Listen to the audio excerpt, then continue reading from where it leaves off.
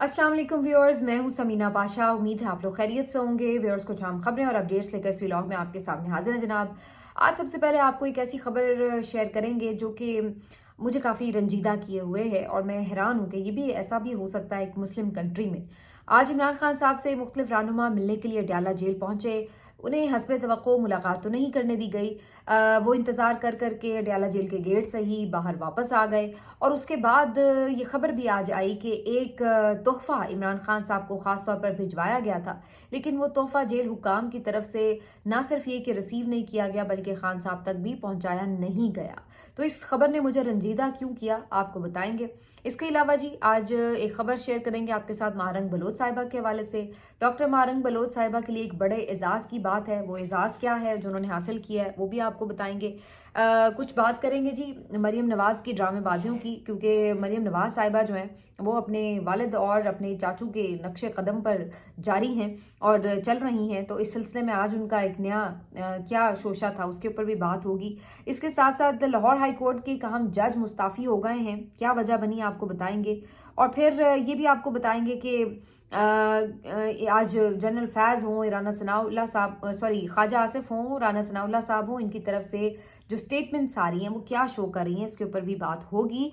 और फिर आपको आखिर में अगर वक्त बचा तो थोड़ी उस सूरत हाल का भी जायज़ा लेंगे कि पीटीवी के साथ इन लोगों ने क्या किया और कैसे कैसे गलीज़ किरदार जो हैं वो इस इदारे के ऊपर मुसल्लत किए हैं। ये सब चीज़ें आपके सामने रखेंगे। आपसे रिक्वेस्ट है कि चैनल को सब्सक्राइब कर लें अगर अभी तक सब्सक्राइब नहीं किया।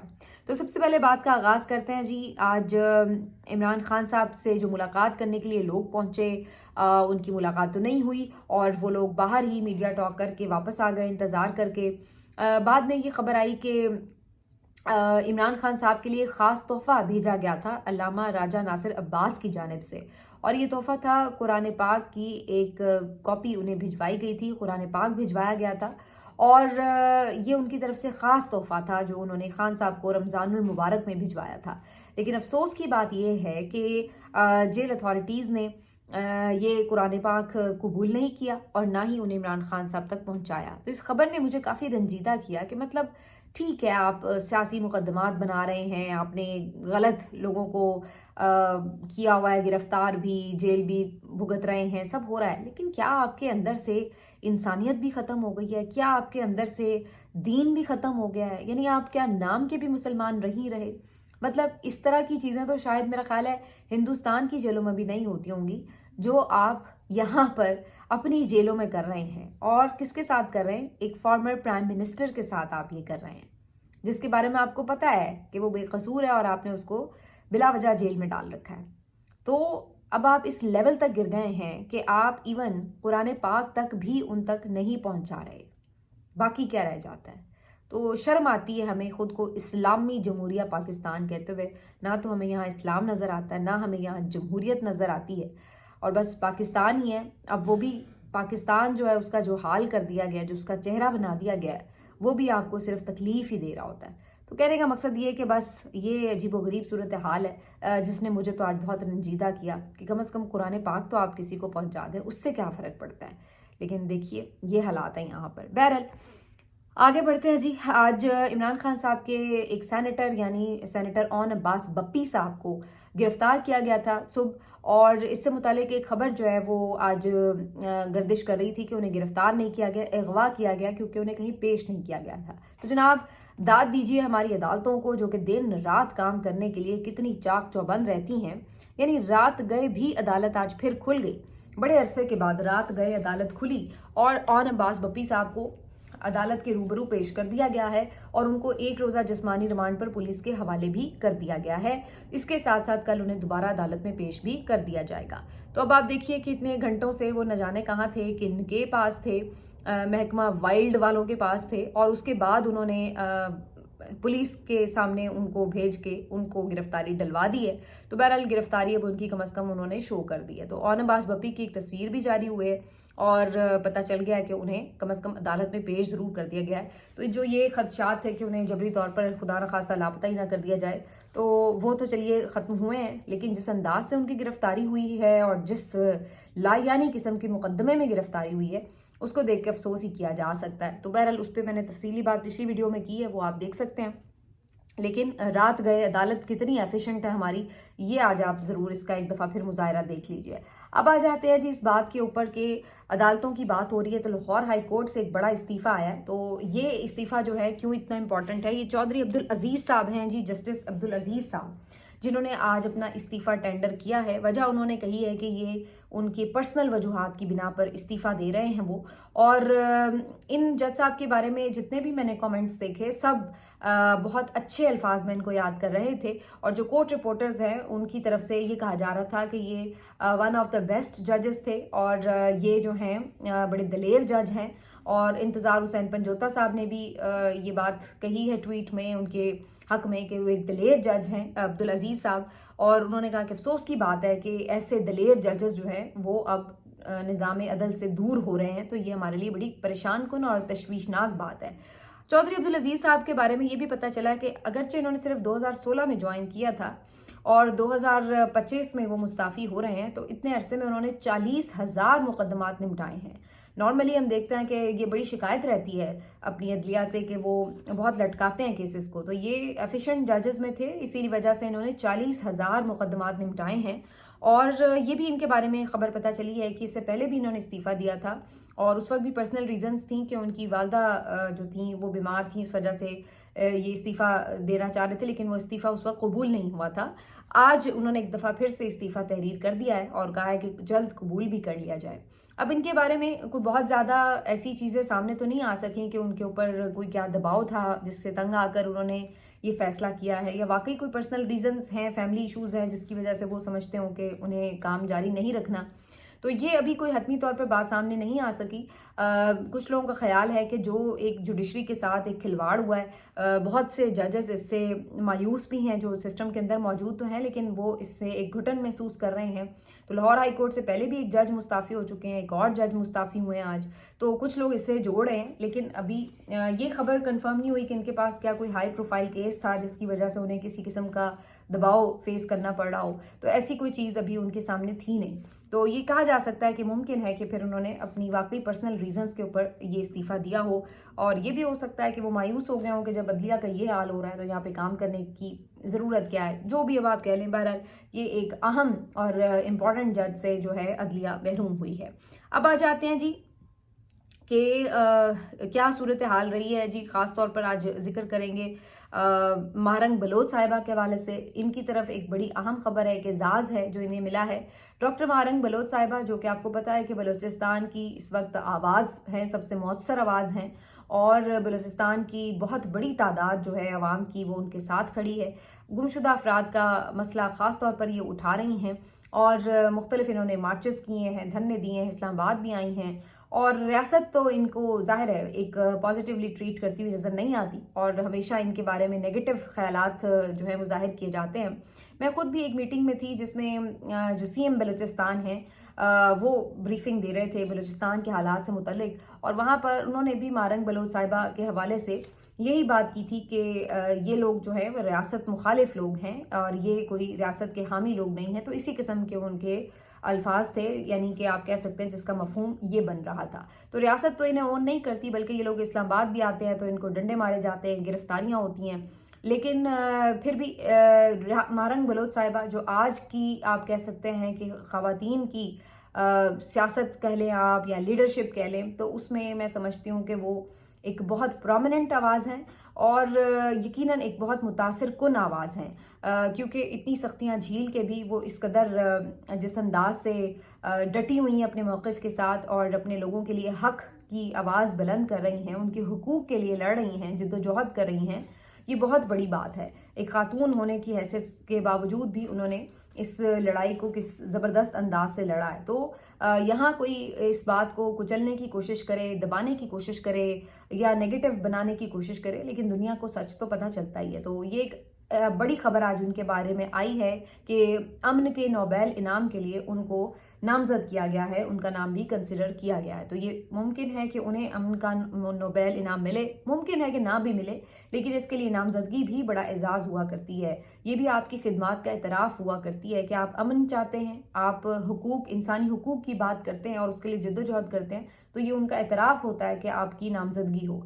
اس سے پہلے یہ خبریں آ رہی تھی، لیکن آج ڈاکٹر مارنگ بلوچ صاحبہ نے خود ٹویٹ کر کے ان خبروں کی تصدیق کی ہے کہ بالکل ایسا ہی ہے، اور اس پہ بہت سے لوگوں کو میں دیکھ رہی تھی بڑے خوش اور مطمئن تھے، اور وہ سپورٹ کر رہے تھے مارنگ بلوچ صاحبہ کو کہ یہ اچھی بات ہے کہ ان کا نام جو ہے وہ نامزد ہوا ہے، اور سب انہیں بیسٹ وشز بھیج رہے تھے کہ وہ یہ انعام جیت بھی جائیں۔ تو یہ بہرحال ایک بڑی زبردست ڈیولپمنٹ ہے۔ اب میں اس پہ صرف یہ ضرور کامنٹ کروں گی کہ یہ ہماری ریاست کے لیے بھی ایک میسج ہے کہ وہ لوگ جن کو آپ سمجھتے ہیں کہ یہ ریاست کے باغی لوگ ہیں یا یہ کوئی ریاست مخالف کام کر رہے ہیں، آپ اندازہ لگائیے کہ باہر کے لوگ ان لوگوں کو ریکگنائز کر رہے ہیں اور ان کے کام کے معترف ہو رہے ہیں۔ تو آپ بھی ان کی آواز سنیے، ان کے مسائل حل کیجئے، جو ان کے ساتھ زیادتیاں کی گئی ہیں ان کا ازالہ کریں اور ان کو گلے سے لگائیں۔ وہ اگر ابھی اس سوچ پر قائم ہیں کہ ہم جا رہے ہیں، ہم اپنی بات لے کر جا رہے ہیں، تو یہ بہت زبردست بات ہے۔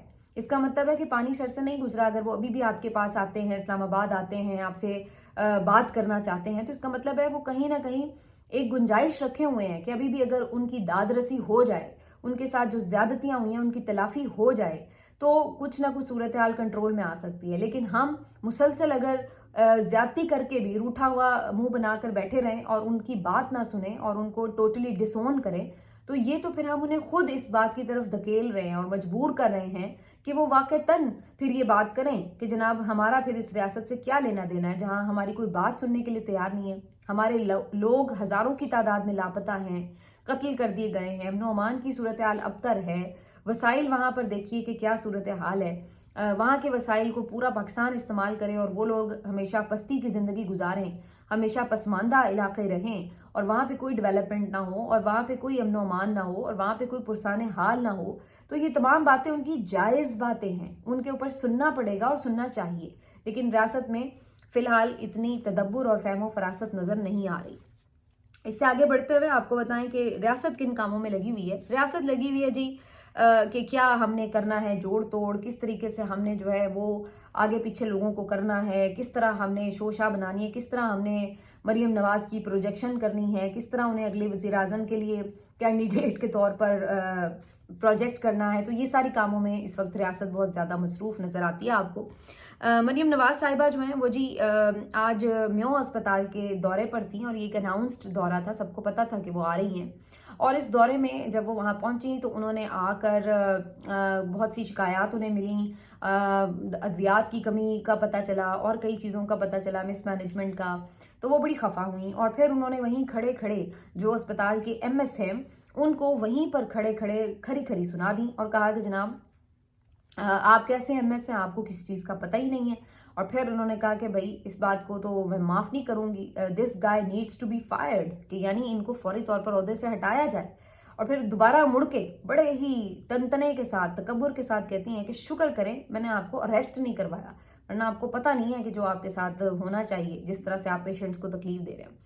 اب مسئلہ یہ نہیں ہے کہ میں یہ کہہ رہی ہوں کہ جو اگر کوئی اپنی کام صحیح ذمہ داری سے نہیں کرتا تو جناب اس کو آپ کو کوئی فیور دینا چاہیے یا بچت کرنی چاہیے۔ یقیناً جو کوئی اپنی ذمہ داری بھرپور طریقے سے انجام نہیں دیتا اس کی اکاؤنٹیبلٹی تو ہونی چاہیے، اس میں کوئی دو رائے نہیں ہو سکتی۔ لیکن جو یہاں پر منظر فلمایا گیا ہے، اس کو میں فلمایا گیا کہوں گی، اس میں بہت ساری باتیں جو آپ جن کے اوپر ظاہر اعتراض کر سکتے ہیں۔ پہلی بات تو یہ ہے کہ اتنے تنتنے اور تکبر سے جو دوسروں کو عہدوں سے ہٹانے کی بات کر رہی ہیں، حکم صادر کر رہی ہیں، ان محترمہ کے پاس تو اپنا عہدہ بھی ایسے ہی جعلی عہدہ ہے جو کہ ایویں ان کو گرانٹ کیا گیا بیسیکلی۔ تو سب سے پہلے اگر میں اس ایم ایس کی جگہ ہوتی نا تو میں ذرا اونچی آواز میں ٹھیک ٹھاک طریقے سے انہیں پوچھتی کہ بی بی تم مجھے کیا نکالو گی، پہلے تم خود نکلو، جو تمہارے پاس تو صحیح مینڈیٹ بھی نہیں ہے۔ تو پہلی چیز تو یہ ہے کہ پھر بھی وہ بیچارہ شریف آدمی تھا، چپ کر کے ڈانٹ سن رہا تھا کہ بھئی آپ کے پاس تو لیجٹمیسی نہیں ہے کہ آپ کیا کون ہوتی ہیں یہ فیصلے کرنے والی۔ پہلی بات تو یہ ہے۔ دوسری بات یہ ہے کہ اگر کوئی ایسی چیز ہے، کوئی بے ضابطگی ہوئی ہے تو اس سلسلے میں ظاہر ہے آپ انکوائریاں کروائیں، جو کچھ بھی ایک ڈیو پروسیجر سے گزارے معاملے کو۔ یہ تو نہیں ہوتا کہ آپ پبلکلی کھڑے ہو کر جو ہے وہ کسی کو ذلیل کر رہے ہوں بغیر کسی تفتیش اور انکوائری کے۔ ایک شکایت سامنے آئی ہے، کیوں اس کا سدباب نہیں ہوا، کیوں بھائی وہ چیزیں جو تھیں وہ نہیں ہو پا رہی تھیں، اس کا بھی تو ورژن پوچھنا ہے۔ تو یہ چیز نہیں ہوئی۔ اور پھر تیسری جو چیز ہے وہ سب سے زیادہ انٹرسٹنگ ہے، وہ یہ ہے کہ یہ خبر محمد عمیر صاحب ایک لاہور کے بڑے زبردست کریڈیبل رپورٹر ہیں، اور ان کی طرف سے انہوں نے آج ایک ریزگنیشن सोशल मीडिया पर शेयर किया कि ये जो MS थे म्यो हस्पताल के, ये ऑलरेडी अपने ओहदे से इस्तीफ़ा दे चुके थे, यानी देना चाहते थे, और उन्होंने पहले ही इस्तीफ़ा जो है अपना टेंडर किया था चंद महीने पहले, और उनका उस वक्त इस्तीफ़ा जो था वो मंजूर नहीं किया गया था। तो भाई जिसको आज आप इतने तंतने के साथ हटा रहे ओहदे से, वो तो पहले ही मुस्ताफ़ी होने के लिए तैयार बैठा था, तब तो आप उसका इस्तीफ़ा कबूल कर लेते, फिर क्यों नहीं किया था।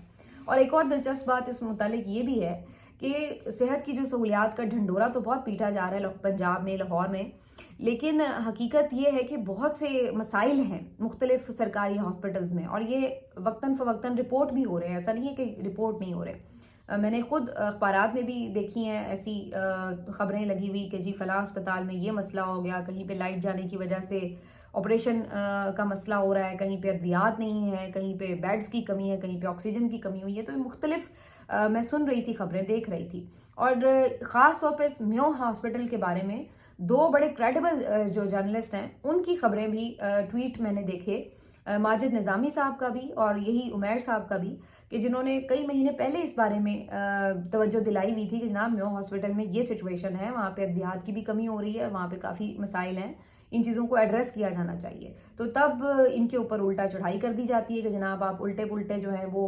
जो जवाब दे रहे हैं, गलत खबरें फैला रहे हैं, ये है वो है, यहाँ तो पंजाब में बड़ी ज़बरदस्त सहूलियात हैं वगैरह वगैरह। तो वो तवज्जो दिला रहे थे, तो तब आप जो है वो इन जर्नलिस्ट को बुरा भला कहते हैं। आज जब आप खुद वहाँ गई हैं तो आपको पता चला है कि बात तो ठीक थी। तो जब आपको तवज्जो दिलाई जाए तो फिर तभी आप उस पर कुछ सद्देबाब कर लेती, तो शायद आज सिचुएशन ये ना होती। इस दौरान जितने मरीजों ने सफ़र किया होगा वो अपनी जगह। तो ये जो है आज का मरीम नवाज साहिबा का कारनामा था, और ये कोई इतना मुझे डिफरेंट नहीं लगा, इसलिए कि ये उनकी फैमिली में है। इससे पहले नवाज शरीफ साहब भी कई मरतबा ऐसे गिरफ्तार करवाने के शौक रखते हैं लोगों को, करवाए भी हैं उन्होंने, लोगों को उहदे से फारिग भी किया। शहबाज शरीफ साहब को तो खैर बहुत ही मशहूर है, जहाँ जाते थे बस ये जी सस्पेंड हो गया, ये वो जब पंजाब में थे वो, तो ये बहुत उन्होंने भी किया। तो वो उसी टिपिकल तरीके से मरीम नवाज साहिबा भी अपने ख़ानदानी रिवायत और परंपरा को निभाते हुए नज़र आ रही थी।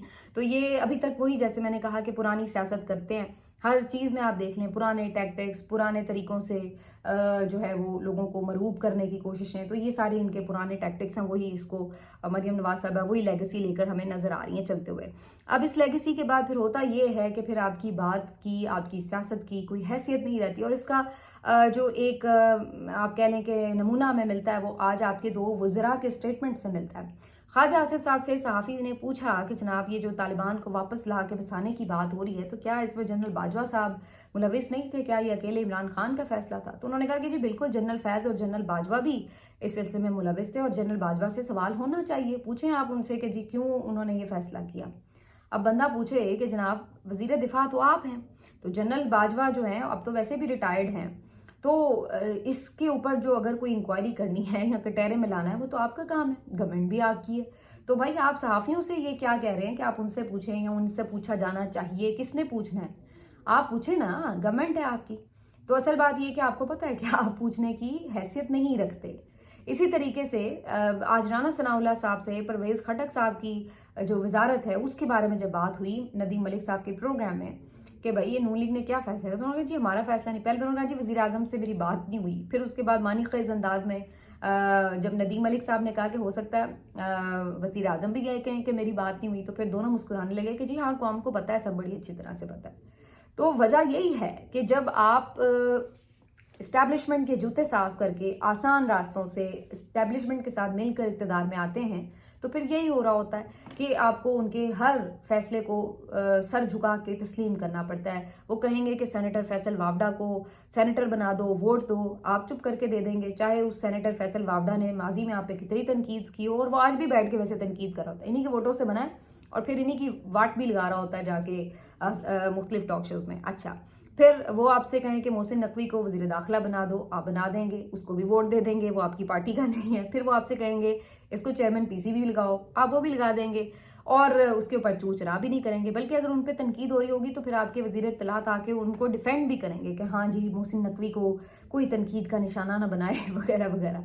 और फिर इसी तरह जब आपसे पूछा जाएगा, कहा जाएगा कि जी परवेज़ खटक को चलो वज़ीर बनाओ, تو वज़ीर उस बंदे को भी आप बना देंगे जिसके ऊपर आप कहते थे कि ये करप्ट है, इसने बड़े बड़े मनसूबा जात में करप्शन की है जब वज़ीर आला था, और उसके बारे में आप बहुत से और भी बातें करते होंगे, लेकिन अब आप उसको अपनी कैबिनेट में हंसी खुशी शामिल कर लेंगे क्योंकि अब आपको ऊपर से हुक्म आया। तो ये है इस PMLN की गवर्नमेंट की हैसियत। और ये फिर उसी सूरत में होता है जब आपके पास अवामी वोट ना हो और आप इस तरह से आसान रास्तों से, बैकडोर डीलों से इक़्तिदार हासिल करते हैं, तो फिर आपको सर झुका के हर बात माननी पड़ती है। तो ये फिर इस वक्त की सूरत हाल है। बाकी जनाब इंशाल्लाह अगले व्लॉग में आपको मज़ीद कुछ चीज़ें हैं जिसके बारे में आगाह करेंगे। अपना ख्याल रखिए। अल्लाह हाफ़िज़।